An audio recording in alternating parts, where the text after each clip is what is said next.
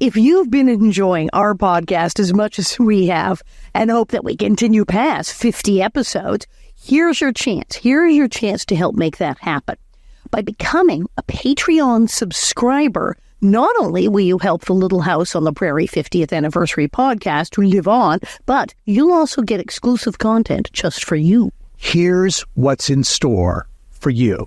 Join monthly Q&A sessions where you can ask us about anything.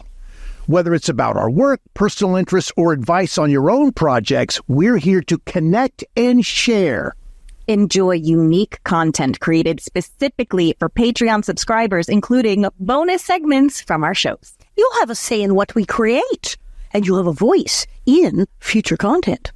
Benefit from exclusive discounts on merchandise and entries into special giveaways.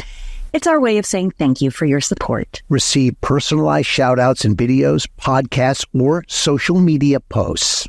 Because your support on Patreon allows us to dedicate more resources to creating the content that you love. You could join the Little House 50th Anniversary podcast community on Patreon and become a Prairie patron for just $5 a month. The first 50 new members will get autographed pictures of Alison and me, a signed Livin On a Prairie card from Pamela, and signed book plates for all of our books. Yes, for Confessions of a Prairie Bitch and for Prairie Man, My Little House Life and Beyond. We thank you so much for your continued support, and we cannot wait to share our ongoing journey with you on Patreon. We are extremely grateful for the support of VisitSeeMeValley.com and the city of Simi Valley's belief in Little House on the Prairie and their support of the Little House 50th Anniversary podcast. Discover the charm of Simi Valley, California, the home of the prairie.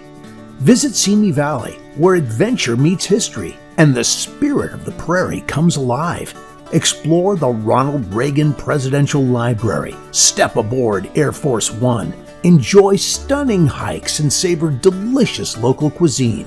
Whether you're here for a weekend getaway or a family vacation, Simi Valley offers something for everyone and is only 30 minutes from Los Angeles. Plan your visit today and experience the best of Simi Valley.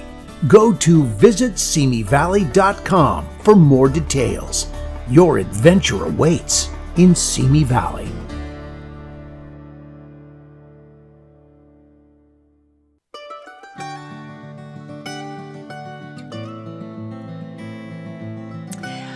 Well, hello, everybody. Hello, bonnet heads. Welcome to another episode. I am Pamela Bob. I am your host. I'm the creator of Livin On a Prairie, the series. And somebody, maybe our guest today, just told me that she watched it, which is thrilling. Anyway, I'm here with our beloved Prairie bitch, Alison Arngrim, and our hashtag imaginary boyfriend, Dean Butler. How Hello. are you? Every time. I love that the was applause. Thrilling for me. Come on. That was a moment for me. I can't believe we didn't have that recorded, but yes. Okay. Before we get to our part 2 with our very special guest, Mary, why you bugging? How are you both? You're both calm before August. Yeah, no, it's tomorrow it's a busy time. Well, Allison, you're heading off for San Francisco, starting right? now. Yeah, I'm going to the Yeah, you leave airport next, after right? this because I have a show at Yeah. the fabulous Club Oasis in San Francisco on Thursday, and then at the end of the month we're all going to Connecticut. We're all going to We're all Connecticut. going. Well, and then now we're going to be doing a live podcast from Tombstone, Arizona, August 16th, which will be fun with the nice group down there. More details on that to follow. My audiobook's out. I'm excited about that. Yes. I'm doing a book signing in Montclair, California, which is sort of adjacent to my hometown, on August 8th at 7 p.m. at a very good Reads, a nice little bookstore that my mom goes to. My mom and all of her, the ladies of leisure, go to this bookstore to get their books. So I'm doing a book signing there. I've even been to Montclair, California. Well, there you go. Yeah, very pretty little area. You're going to your mom's favorite bookstore. I am. That's adorable. To sign books, That's Full beyond adorable. Yes, I am. And also very exciting news, our Patreon channel is now up and running, and you can see extras starting now with Melissa Anderson answering many of your listener questions. So check it out if you're not already a patron. Very cool. Very cool. It's been really fun doing that. All right. So shall we get going? Yes, We're we very should. excited. Okay. We had so many fan questions, and we had so much more that we wanted to talk to her about, that she was so gracious to accept our plea. Actually, it wasn't even an invite. It was a plea begging. to please come back. So before I introduce her, I do need to say, from the studios of UB & Go in Burbank, California, this is the Little House 50th Anniversary Podcast.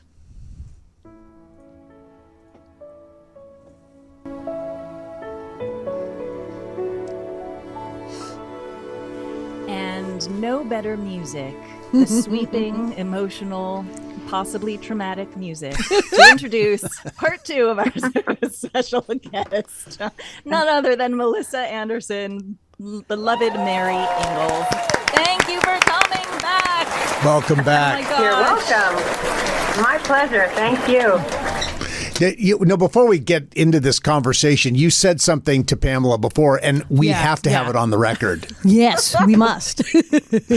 Oh, well, blushing. yes, Pamela, I watched all of her episodes, and I loved it. I mean, I loved it. It's so You're talking fun. about living on a It's prairie very now. Fun. Okay. Sorry?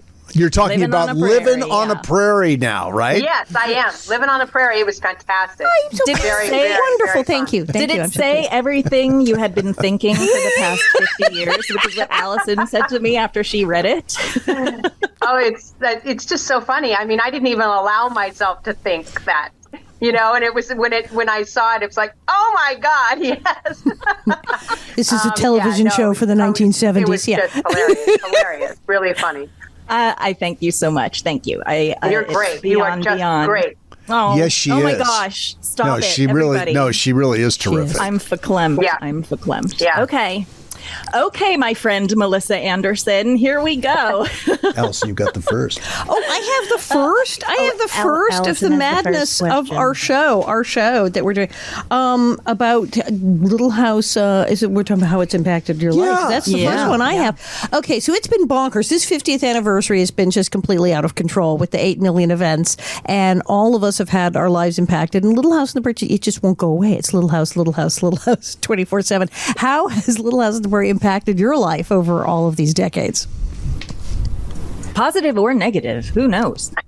Well, I would say it's always been positive. You know, fortunately, we're all proud of what we've been a part of, what we were a part of. So it's always been positive. Good. You know, now over these last years, I really enjoy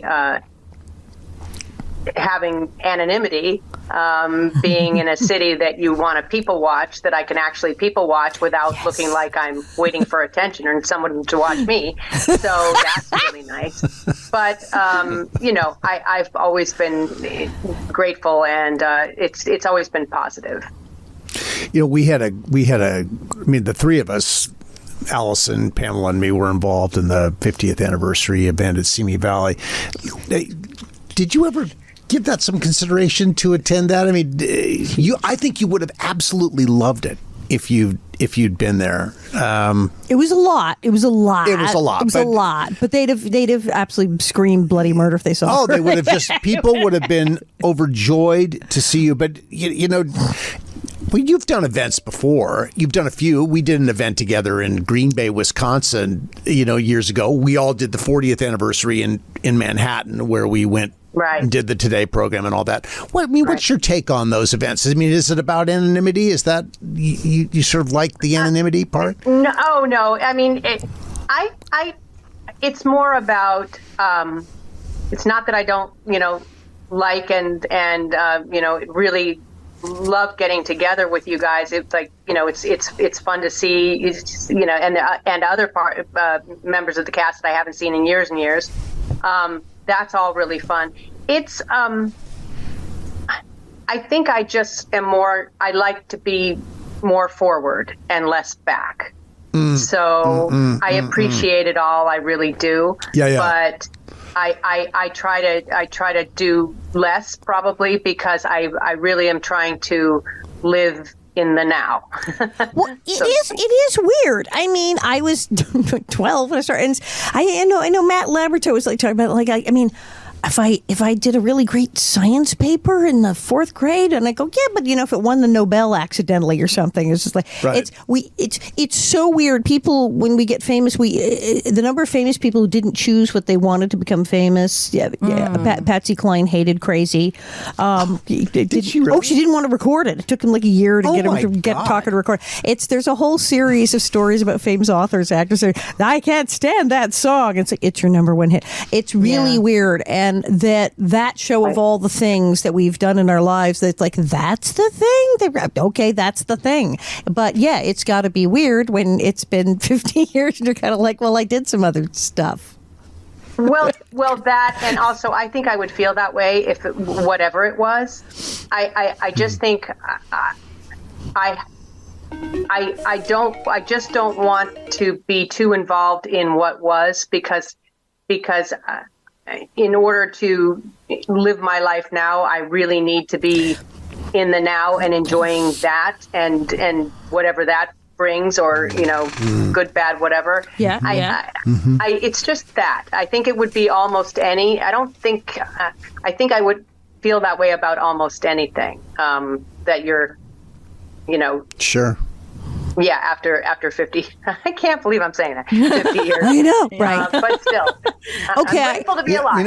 And it's funny, I get it, and yet what's so amazing for me, Melissa, is that the show, when you feel that kind of love around you, when you step back, when we step into that world, when you feel that kind of love and affection and appreciation,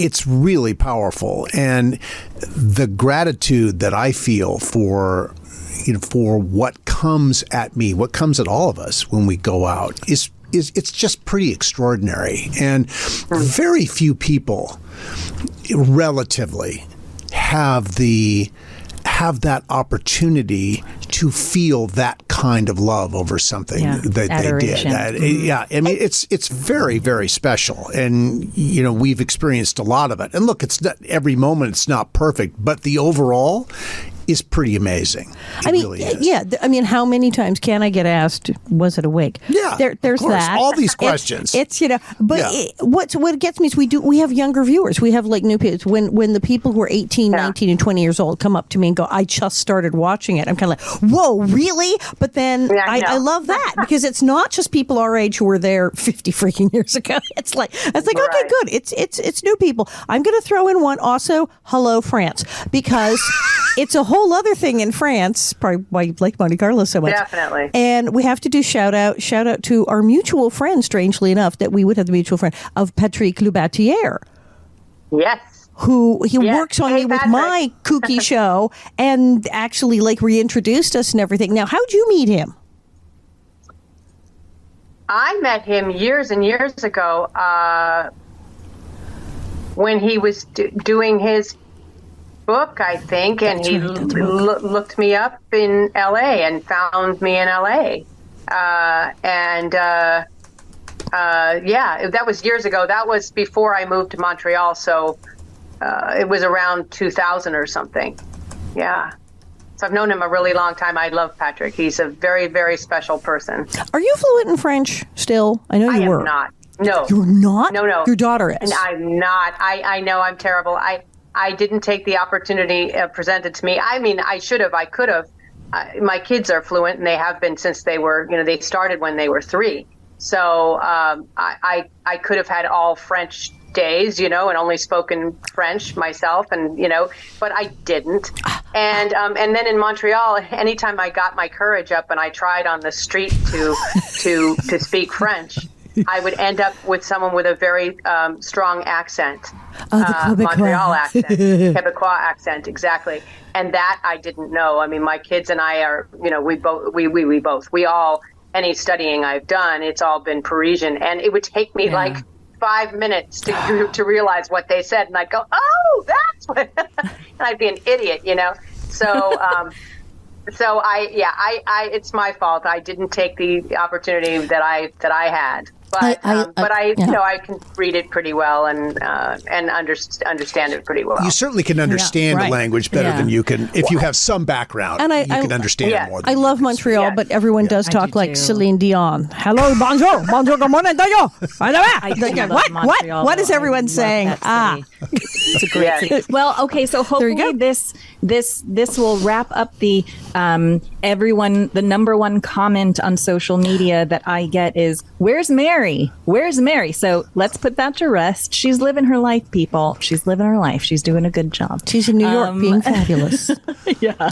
Trying anyway. Yes. We have a lot of questions, and the first two are just some questions that several people asked. So these are a couple Little House questions. So first one is, when Mary went blind, it signaled a huge change for you. What was your biggest fear as you faced that obstacle? Did you have a fear about it?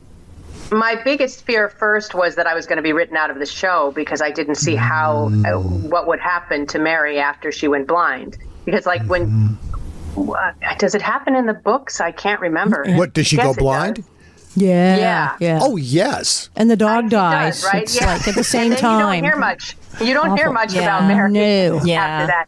So that was my biggest fear. And then Mike Landon, put that to rest. But and then it was just trust. I had to trust that it was going to, that I was going to be able to continue on the show, which I did, and it was great. I was also, I would say I was fearful of, I wanted to do a really good job, and I worked as hard as I could to make that happen. So I wanted it to be technically as right as it could be. So those were of course fears. But you did do a and really who good knew job. It was just the start of a whole bunch of disasters. Well, and it's legit because in the book, she goes blind, and then that is kind of it. She doesn't do a lot, and then she goes to the fabulous blind school, but in Iowa, way over, and she communicates through the mail, and then she pops back up briefly in one book. So she doesn't get a lot of airtime. Whereas in the show, it was like, oh great, we have a blind character. right. No, which the drama of it all, and it was great. I mean, in our show, it was a boost for our show. We were number 2 the first week, and number 1 the second week, and it was a two-part episode, and we had never had ratings like that before, so it was huge. So it was those kinds of tragedies tend to be huge. Melissa, people loved you on the show. Yeah. I mean, you look at your impact on viewership with these episodes, as you're inferring now. I mean, as you're saying, it was enormous, and you were very loved. And if you look at the biggest rated episodes in the history of the series, your adventures, as we call them, point, or stick right there at the top of the list in terms of popular episodes. Well, and unlike poor, unfortunate Mary Ingalls in real life, your character got to get married to a very nice looking man. And so how did you feel when you realized your character was getting married and Adam Kendall and meeting Linwood Boomer? What was that like? Linwood Boomer was great to work with. He was so much fun, and he was very zany. Yes, silly, and he is that absolutely true. And he had beautiful blue eyes and very long black eyelashes. How could you see them? How could I see them? That's right. Yes, I had to pretend not to. Team Adam. Team Adam. That's right. But butterfly kisses or whatever, right? There you go. Yeah, I got to read with him. I'm sure that was nerve-wracking. I guess really? It was good. I got to read with him in the casting office. They asked me to. Oh, wow. So you had a little chemistry read with him. Yeah, and I think I read. I know I read, so I'm sure I read with him. I read with some actors, and I because they asked me to, and I had no idea, what would end up happening. But I'm really glad he got the role, and he was great. I think he was nervous, like anybody would be coming in. I think it's always hard on a guest star coming into an established show. Yeah. We all know what we're doing, or we pretend we do, and they come in, and it's got to be incredibly nerve-wracking. And he had this big character, and he was blind as well. So, but I thought he did a great job, and he's, and he deserves all the success he's gotten in his career in other ways, too. And were you hoping they picked him? Honestly, I don't remember. Yeah. I don't remember. I just don't remember. But I don't know if I would have had a thought like that, because it takes a little more to know the person's personality to know if I would, because everybody, was fairly good. So I don't know if I would have had that. I honestly don't remember. It's weird. Some things I remember like it's yesterday, and other things like that, then it's important. I don't remember. Yeah. Strange. Okay, we're going to take a very short break, and we will be back with Melissa Anderson. When you visit Simi Valley, California, you're stepping into the pages of history. Go from the pioneers to the presidents. Explore beautiful wildflowers, hike through iconic Hollywood locations, and end your day aboard the actual Air Force One at the Ronald Reagan Presidential Library and Museum. Throughout the summer, take the Little House 50th Anniversary Tour at Big Sky Movie Ranch. Less than 15 minutes from Los Angeles and 30 minutes from Universal Studios, Simi Valley has small-town charm with big-time history. Go to visitsimivalley.com for more information. We are so grateful to visitsimivalley.com for their commitment to presenting the Little House 50th Anniversary podcast. This is awesome. I'm loving this. So great. I'm like, so good. Tell me everything. I had no idea that you'd done chemistry reads. I think that's cool. But this I don't know. I mean, this has been so elusive to so many of the fans. Probably it's really, saved me. I mean, it was like when Linwood was at Simi Valley, it was sort of like, oh my God, I've got to ask the question. Right? Oh God, you didn't get to ask that question. Did you ask you didn't ask your question. So this is the question that I asked Linwood in front of 1,000 people at the 50th anniversary event in Simi Valley. And I want to ask you the same burning question that all the fans have wanted to know for almost 50 years. How on earth did you forget your baby when escaping the blind school fire? How? How? I do not know. And I think that's one of those, it was for dramatic purposes. We had to do that. And it was dumb. I mean, like so dumb. So, yeah, things like that happen, and you just want to, yeah. So you realize at the time, like, why would we forget our own child? Exactly. Okay. Oh, okay. Wow. It's good to know that. I mean, what a powerless situation you're in, too, of knowing, like, this is dumb and I can't do anything about it. But, good battering ram for Alice Garvey. Yeah, Mrs. Garvey had to come in. And we asked. I mean, I know we tried to not have this issue. And we were shot down, Yeah, like why couldn't you have picked up the baby and Alice was like, I'll take the baby, you guys go ahead. Yeah, right? that she could stuck in the room. And right. Like done. Right. That would have made total sense. Where she just says, I've got the baby, you run. No. You did. Okay, it's solved. All right, well, let's not have Melissa relive the trauma too much anymore. Let's move on. Let's move to today. She has 2 children who have survived to adulthood, so clearly she is not leaving babies in burning buildings in real life. Yeah. Okay, Allison, what should we talk a little bit? We talked a little house, but let's talk a little outside of your little house life. Alison had a question for you that she wanted to ask because from her personal experience. Okay, so this totally, I mean, this is something that totally happened to me, and it had to have happened because you're gorgeous. When you're a strikingly pretty blonde person in the 1980s, did you have any of the like industry pressure to play way overly sexualized roles, bimbos? I mean, I Outside of Little, you mean when she left? When she left, and like for Yeah. movies and TV. I mean, I got called in. I used to say I had to be either a cheerleader, naked, or dead, or a combination of all three. It was horrifying. That's a Nellie Olson thing. It was. It was just they want. It's like, did you? I mean, we're around the same age. You were gorgeous. You were blonde. It was the 1980s. That's what. Did you get those kind of offers and weirdness? Well, thank you for the. You were gorgeous, and you still are also, and blonde. But well, it actually. I was offered the Blue Lagoon when we were still shooting in Little House. Wow. Wow. And that was a big, I mean, I wouldn't have done it anyway. But, you know, I mean, that would probably have violated the morals clause in the contract, I'm sure. Yeah. So, yeah, I mean, you know, kind of. But I think, Alison, you were built differently than I was. This comes up a More lot. I don't know shapely, why. so to speak, I guess. Melissa Gilbert Like brings that kind up all of the very time. thin and yeah, and so maybe that was part of it. But You're built differently. I tended to get, you know, things. I remember, this is an interesting thing. Happy Birthday to Me, Which we totally want to talk about. I was a feature film directed by J. Lee Thompson with Glenn Ford and a bunch of really, really good Canadian actors. And we shot in Montreal. And I agreed to this movie with my character being who she was.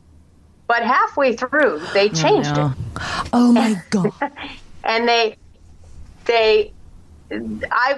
this is how they put it to me. I was so believable as the good Ginny that they didn't think the audience would ever believe that I could possibly be the murderess. Aw. So they made me an evil twin.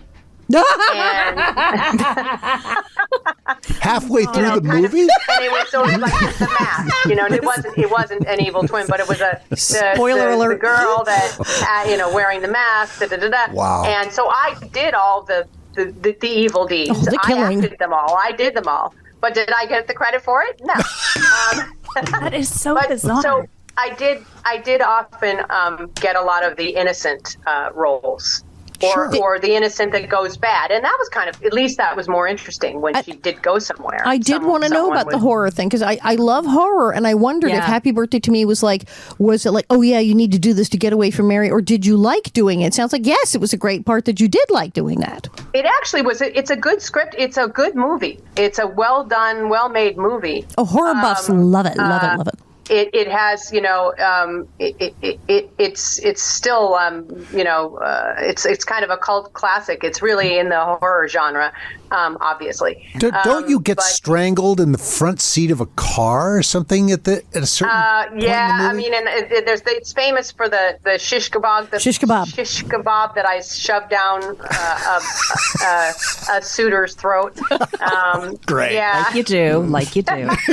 Yeah, there it is. Yeah. Oh my. Yes. Yeah. Wow. So, anyway. That's very yeah, so- anti-prairie. Yes. Yeah. No shish kebabs Yeah. on the prairie. And that was, you know, I was still shooting Little House at that time. I was in my 8th season. I did 2 episodes the 8th season, and somehow it still had to be worked out, and it was, you know, it was tricky. Yeah. But luckily I got out of, you know, the schedule was moved a little so that I could go and do it. And, and that was great. I love horror. I did just a few years ago. I did get to do a small horror film. They did let me do my own killing. Very pleased about that. And I did put someone's eye out at one point over. And I thought of you. There was a skewer, and I did put someone's eye out. not a When I kebab. think of eyes being gouged out, I think of Yeah, I hope it wasn't the me as the victim. Oh, The kebabbing thing. I was like, right? I was like, well, it's the shish kebab thing. Oh, the eyeball. Oh, okay. Yeah. So I do. I adore horror. Now, we talked about before, it's like you did not put your kids in the business. And I noticed like most people are in show business, like totally don't and focus on education and everything. But so what are they doing now? Because your children are educated, for heaven's sake. Well, yeah. They both speak fluent French, of course, and my son speaks good Italian as well, and my daughter speaks very good Spanish as well. Wow. And some Italian, and my son is like some Spanish. But anyway, so they learned a lot of languages while they some other languages while they were in school, and my son is an attorney here in New York.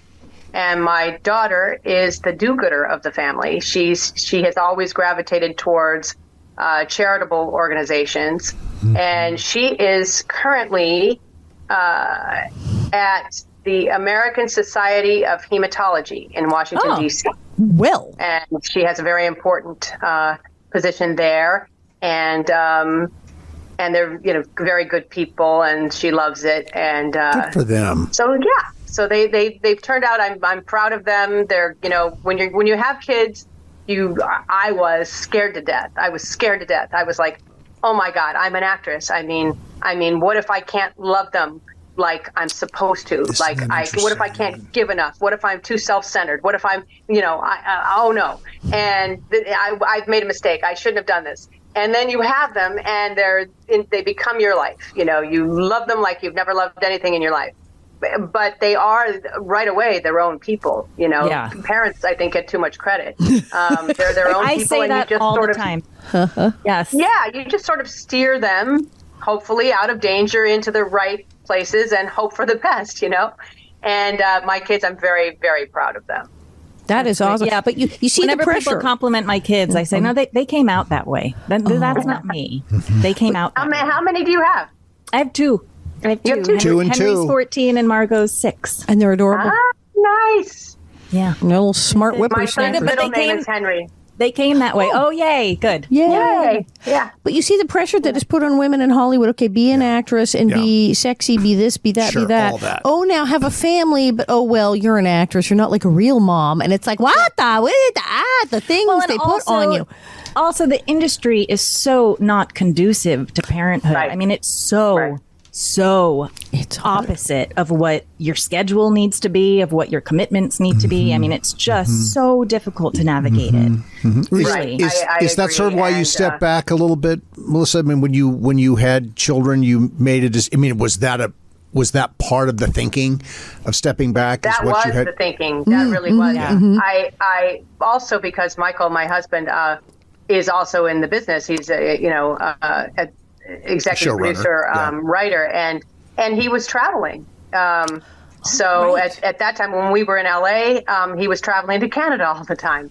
And then we moved to Canada, and he was traveling to LA all the time. Yeah. Dumb. Yeah. So, and I say all the time. It wasn't all the time, but he would kind of group meetings into, 3 weeks of meetings, and and it was a lot, and it's hard. Yeah. But I didn't want, my two little kids to be raised by other people.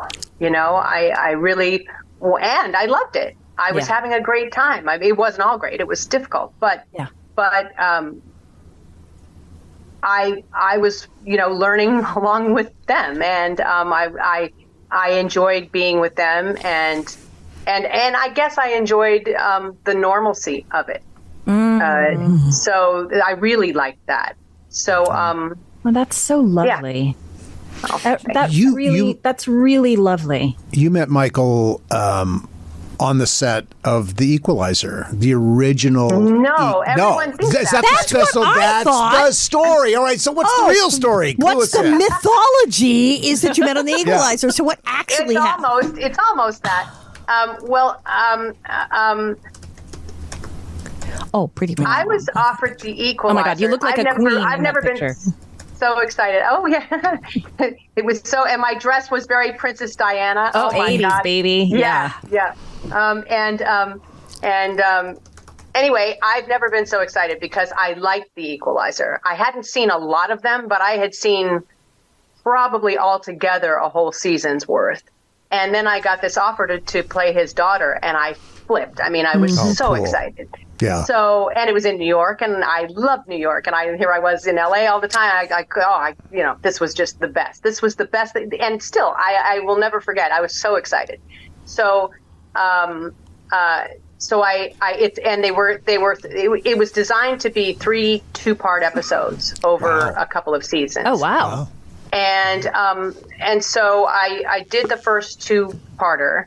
And the thing was, my husband had created The Equalizer and written, I think he wrote the first episode.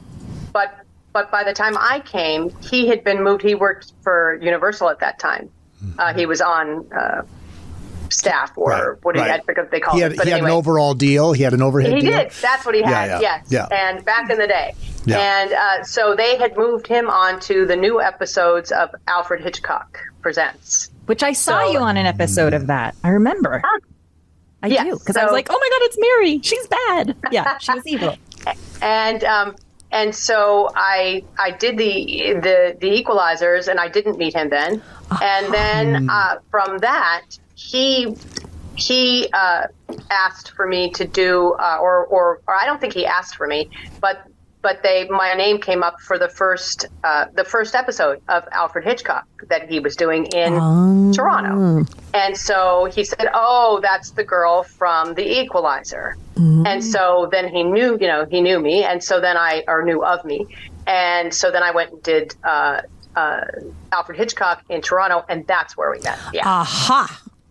Now, so this has been everywhere that you met on The Equalizer. Completely. So I'm so glad that you could straighten that out here. Finally. In Toronto, did he? He wrote an episode of Columbo. It's one of my favorite. Yes. With Jack Cassidy as the magician who is the killer. Yes. It's what Jack Cassidy is like a killer. Because when I found that out in Toronto, I think, I did. It's a great story. He was he wrote that script on spec. Really? He was living in London at the time. It's one of the best episodes of Calypso. Because Jack Cassidy was a killer like 3 times. And this one, he's a magician. He's really creepy. And yes. Well, he could be really charming and creepy if he wanted to. So he wrote one of my faves. He wrote the script on spec. They didn't, and sent it to Levinson and Link at Universal, and they didn't accept any outside writers and without representation, blah, blah, blah. Right. But anyway, it all worked out, and that was his first professional gig. Really? That's in the very States cool. Anyway. Wow. Yeah. Wow.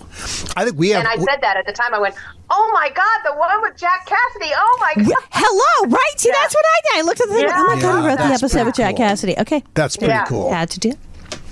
So, we have let's move to audience questions because we're chasing the clock. We'll talk to you for 3 days. We had a whole Patreon segment with you with our listener questions, but we have so many more listener questions, and I just felt like we couldn't ignore the rest of them. So here are a bunch of listener questions. Here we go. Okay. Daphne Louis Endress wants to know. She says, I happen to be watching The Reincarnation of Nellie, which is Melissa's last episode, and I never put that together. That was her last I didn't either. Because season I never realized that. She 8. wants to know, She's 9. What was it like to do the last seasons? What was your last experience like? I honestly, that's one of those things I do not remember. Yeah. Nope. Gone. Forward. I can tell you what I was thinking in the episode in Harvest of Friends when Melissa Gilbert and I are watching Pa and with his ribs and this, and I can tell you what I was thinking. I can, but I cannot tell you things like that's one of them. I have no idea. I guess that either means you were real ready to go, or it was so much that you've sort of dissociated and don't have the memories. Yes, it was probably a combination of both of those. When things are big like that, and it just left. You get so into the zone, you're using a different part of your brain, and they ask you later to go, what? I don't do. Next I never put it together that was your last episode. Okay, here's my question. Who had it worse, Mary or Albert? Now, I would say that is an awkward family reunion between Mary and Albert, but they seem to work it out. Right? But who had it worse, do you think? Lots of trauma for both of them. I guess Albert, right? Really? Ooh. I mean, it's a toss-up. Well, I guess he I don't died know. at the I end, guess so he that makes it died. pretty tough. Yeah. Maybe. Maybe. Maybe he died. Yeah, sure. Right. Okay. Ray Kevin says, I know Michael Landon said that he would think about the loss of Dan Blocker to play his tearful scenes. Where did you go, Melissa, to generate your tears? You were a really good crier. So many of them. Yeah, very good crier. Thank you. Really, I've done this my whole career. If it doesn't make me cry on the page when I read it, then there's no way it's going to make me cry when I do it. Yeah. So I was lucky that way that it pretty much always did. So I was able to just do that. Yeah, if it went on too long, then I might have to go, what would I do if my dog, what if my dog broke his leg? Oh, Yeah. I don't know. But Right. no, seriously, usually that didn't happen. With Little House scripts, that was the thing people could do. They could say, well, the episode was so upsetting. I just, yeah. Oh my God. I just watched, my daughter just started watching it, and we just watched the election. And dear Lord, I'm a mess every episode. I don't know how you guys got through it. Okay, next question. I mean, even the innocent ones that you think like this is a light one, and it's not. They're all devastating. Trauma on the prairie, like I always say. Okay, Joanne Silvani Kilroy asks, Did you do any special preparation to play Mary after she went blind? Was that a difficult thing for you to do at such a young age? I did before Mary went blind. I went to the Foundation for the Junior Blind and worked with a teacher there. I had to learn things like how to walk with a cane, how to look like I could read Braille. Yeah. Fluently. But then I had to learn things that a newly blinded person would do. Like when you walk across a room, you shuffle your feet. You don't pick your feet up. When you go to a chair to sit down, you're feeling around the chair. You're so afraid you're not going to find the chair. You're going to fall on the ground that you end up sitting on your hand. That happens all the time, I guess. And so there were many things of pouring water or any beverage, whatever, into a glass. You put your finger over the edge of the glass so that you can, how much is in there. Technically there were a lot of things. And then it really it's hard to do the blind gaze thing at certain camera angles. So I would be blind. I would be acting my little butt off, being as blind as a bat, and the camera would say, "It looks like you can see. It looks like you can." And so I'd have to adjust my focus or my head or something. Yeah, it was tricky. It was tricky. It wasn't always easy. That's for sure. Interesting. I guess Lynn would have had to have done the same thing, right? Yes, I don't know what his secret was, but I thought he was very good. Very good. But you'd have to constantly readjust your angle, because it's one thing to say, okay, I'm blind, I've set it up, this is going to be my eye line, and then nope, doesn't work. No, the camera's over here now. Completely changed everything you just did. And that's just purely technical, right? And then also there's things like, and it's technical and it's important though. Like if we're having a conversation and just like what happened now, Alison says something over to my left. In a sighted person, they would turn their head and their eyes to the left. But a blind person would turn their head and their eyes would trail. So it's those kinds of things are really hard. But that's kind of how it works. And and it's easier, and I found it's not easy, but it's easier to always have the gaze and be able to be able to look around and at people talking or cock my head or whatever, keeping the gaze if I possibly could. If the camera didn't think I was seeing something. But usually it didn't. I mean, most times it didn't, because it didn't look like I was focusing on something. Right. Right. I think. Wow. Anyway, I'm sure you have more questions. I'm sorry. No, that's awesome. Great detail, Melissa. You answer with wonderful detail. People want to know this. Yeah, they really want to know. Yeah. No. Fans are dying to hear these answers, so this is amazing. Gay_B or Ga_B 1995 wants to know, is there a favorite moment you had with Michael Landon?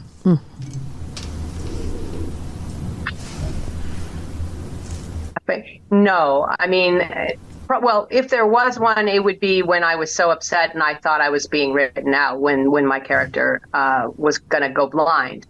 And he reassured me that it was going to be fantastic and my life would change forever and blah, blah, blah, and he was right. So if there was one, it would be that. But overall, I mean, he was really such a good person. Of course, he had, he was not a perfect person, but he was a very good guy. He was great to us. And so I have, just so many really nice memories of him. Yeah. That's nice to hear. I didn't ask you this before, though, but people asked, how did you feel when Linwood came on the scene? How did you feel when Dean came on the scene? When Dean came on, well, I thought it was cool that they were sticking to the books for that one. And Dean, I think Dean had it hard. I think, I think it was tough. Poor Dean. Like I said, it's tough to come into a hit show and an established show, I should say. I think he took some ribbing and stuff, and Mike was Mike at those times. But yeah, he was a very good sport and a very good actor. So well, that's very kind of you, Melissa. Thank you for that. You did. You took it and ran with it. Okay. Let's go to our last question. Our last question. Okay. Pamela asked the one about. Oh my God. Here we go. Okay. Bong Chandler 1 wants to know. Bong Chandler. I know. Good. One. Because there's a combination of so many things in that name. Yeah. They want to know, knowing all you know now, would you go back and do Little House on the Prairie again?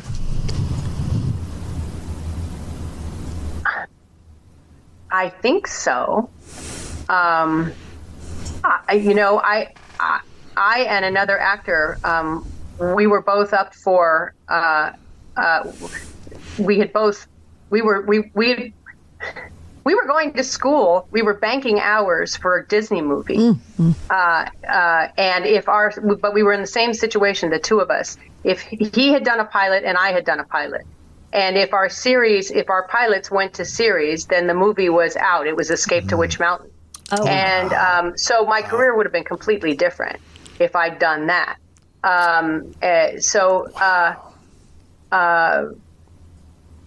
But what was the question again? Would you go back and do it again? Knowing what you know now, would you do you? Yeah. Yeah, it sounds like you say yes. Of course I would. I mean, I think, we had a great experience, and I had a great experience, and I feel good to be part of something that everyone is proud to have done, and that so many generations of families are feeling so old again, are getting to experience. So yeah, I would do it again. I think we all would. There's no question. It's been a very special experience. What? I know. I'm dying because there's one question we were going to ask. Pamela didn't ask yet. Say it. Do your children watch the show? Oh, yeah. Do they watch? Do they know? Did they watch the show? They're beyond it now, probably, but did they? No, did they watch it at all? Okay. Do they watch it every day? Some do. Did they watch it at all? They really never did. No, they had. Yeah. I tried. I did. I would be. Don't you want to see Mom? Exactly. On the prairie and all mom's other family and friends and they were like, okay. And it was, I was like, oh, never mind. They saw, they saw probably, I don't know, less than a dozen, I'd say. And that was about it. Have they seen you go blind? Did they see those? I'm pretty sure they saw that one. Yes, Okay, they good, did. good, okay. I'm pretty sure they did. Mom, you were awesome. Some things I know, like when my son was maybe 8 or 9, he wanted to see my Equalizer. I don't even know if he wanted to see it. Maybe I wanted to see it. I don't know. And so he was happy to sit and watch. But then when the gun came out and they took Mom hostage, or they kidnapped me, the bad guys. That was it. No, and it was years before he would watch that. it. Wow. Yeah. Wow. Yeah, I can relate. I didn't think of it at the time, or I wouldn't have done it to him. But Yeah. anyway. No, I can. I've said this before, but my mom is also an actor, and she was on an episode of Law and Order, and she's the one that gets murdered, and we all thought it would be so fun to watch, like Mom's on Law and Order, and then we see her with a bullet in her head, and it was horrible. It was horrible. It was very, very traumatic. I can relate. Okay, I think that's a wrap for today. Thank you so much for coming back. This was incredible. Thank you for having me. Thank you. I've had a great time with you guys. My very first in-person podcast. You do it well, Melissa. Better late than never, right? Very good. We could have you for another 2 hours, I think. Seriously, we won't torture you though. Sorry, We won't. We will not make you do that. No. We will not make you do that. My pleasure, really. Thanks so much, you guys. of course. Thank you so much. Everyone, that's epic Melissa Anderson. There she is. Incredible. Check us out if you want to see more of her. Join us on Patreon. It's only $5 a month if you want to come on and see some extras and more of your listener questions. So join us on our socials, Little House 50 Podcast, our website, littlehouse50podcast.com. Get hooked up to all of it. And I think, Bob, let's get the wig. Get the wig. All right, let's fly. See you next time, guys. Thank you, Melissa. Thank you, Pam. You can Fly. It's all good. You can call me whatever you want.